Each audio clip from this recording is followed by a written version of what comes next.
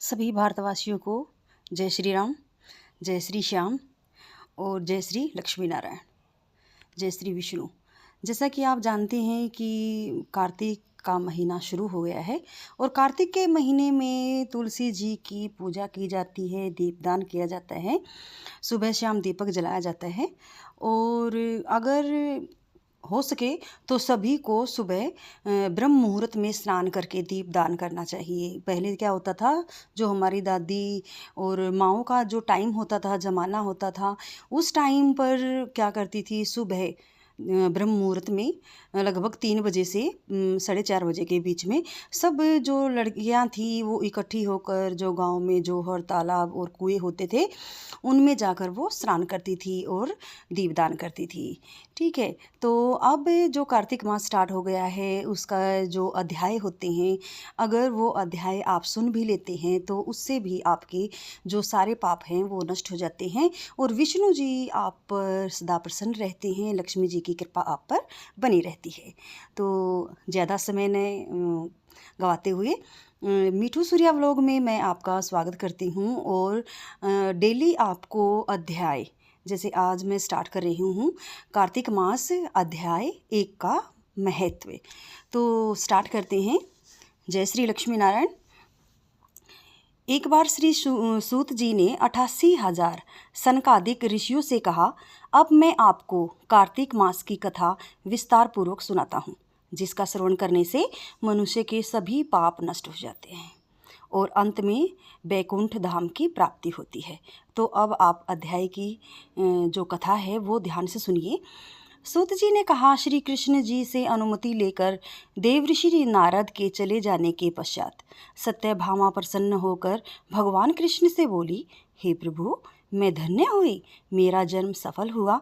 मुझ जैसी त्रिलोक्य सुंदरी के जन्मदाता भी धन्य है, जो आपकी 16,000 स्त्रियों के बीच में आपकी परम प्यारी पत्नी बनी। मैंने आपके साथ नारद जी को यह कल्प वृक्ष आदि पुरुष विधि पूर्वक दान में दिया, परंतु वही कल्प वृक्ष मेरे घर लहराया करता है। यह बात मृत्युलोक में किसी स्त्री को ज्ञात नहीं है। हे त्रिलोकीनाथ, मैं आपसे कुछ पूछने की इच्छुक हूँ।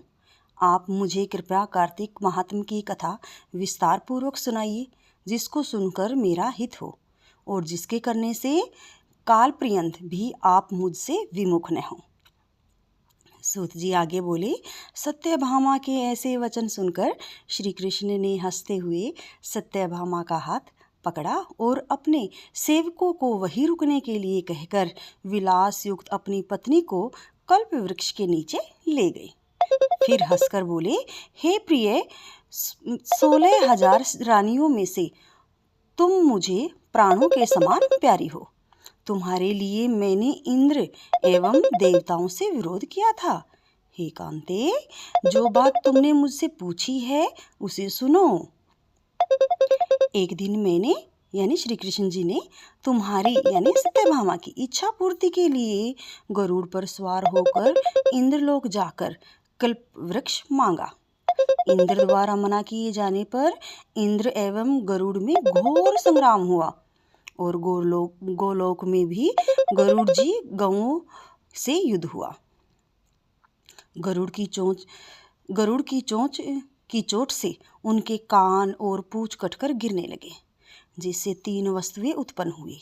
कान से तंबाकू, पूंछ से गोभी और रक्त से मेहंदी बनी।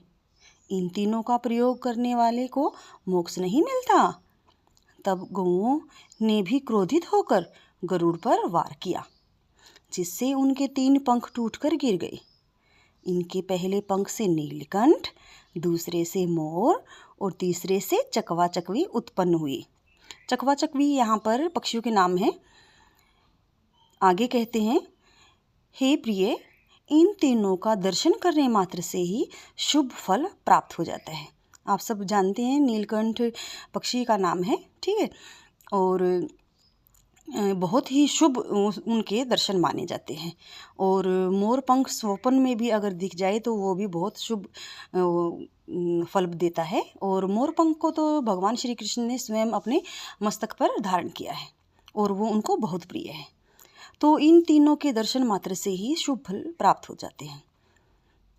यह सुनकर सत्यभामा ने कहा, हे प्रभु, कृपया मेरे पूर्व जन्मों के विषय में भी बताइए कि मैंने पूर्व जन्म में कौन कौन से दान, व्रत और जप की नहीं किए हैं। मेरा स्वभाव कैसा था, मेरे जन्मदाता कौन थे और मुझे मृत्युलोक में जन्म क्यों लेना पड़ा। मैंने ऐसा कौन सा पुण्य कर्म किया था जिससे मैं आपकी अर्धांगिनी हुई। श्री कृष्ण ने कहा, हे प्रिय, अब मैं तुम्हारे द्वारा पूर्व जन्म में किए गए पुण्य कर्मों को विस्तार पूर्वक कहता हूँ, उसे सुनो। पूर्व समय में सतयुग के अंत में मायापुरी में अत्रि गोत्र में वेद वेदांत का ज्ञाता देव शर्मा नामक एक ब्राह्मण निवास करता था। वह प्रतिदिन अतिथियों की सेवा, हवन और सूर्य भगवान का पूजन किया करता था। वह सूर्य के समान तेजस्वी था। वृद्धावस्था में उसे गुणवती नामक कन्या की प्राप्ति हुई। उस पुत्रहीन ब्राह्मण ने अपनी कन्या का विवाह अपने ही चंद्र नामक शिष्य के साथ कर दिया। वह चंद्र को अपने पुत्र के समान मानता था और चंद्र भी उसे अपने पिता की भांति सम्मान देता था। एक दिन वे दोनों कुश और समीधा लेने के लिए जंगल में गए। जब वे हिमालय की तलहटी में भ्रमण कर रहे थे, तब उन्हें एक राक्षस आता हुआ दिखाई दिया। उस राक्षस को देखकर भय के कारण उनके अंग स्थिर हो गए और वे वहां से भागने में असमर्थ हो गए। तब उस काल के समान राक्षस ने उन दोनों को मार डाला। चूंकि वे धर्मात्मा थे, इसलिए मेरे पार्षद उन्हें मेरे बैकुंठ धाम में मेरे पास ले आए। उन दोनों द्वारा आजीवन सूर्य भगवान की पूजा किए जाने के कारण मैं उन दोनों पर अति प्रसन्न हुआ।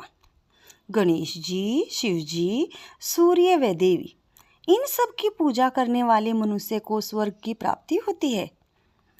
मैं एक होता हुआ भी काल और कर्मों के भेद से 5 प्रकार का होता हूँ। जैसे एक देवदत्त, पिता, भ्राता आदि नामों से पुकारा जाता हूँ। जब वे दोनों विमान में आरूढ़ होकर सूर्य के समान तेजस्वी रूपवान चंदन की माला धारण किए हुए मेरे भवन में आए, तो वे दिव्य भोगों को भोगने लगे। तो ये थी कार्तिक मास के अध्याय 1 की कथा। इसको ध्यान से सुनिए और ज़रूर आप अपने लिए 10-15 मिनट का समय निकालें और कार्तिक मास की जो कथा है उसका श्रवण ज़रूर करें। तो आपको कथा पसंद आई होगी और अगर कोई मिस्टेक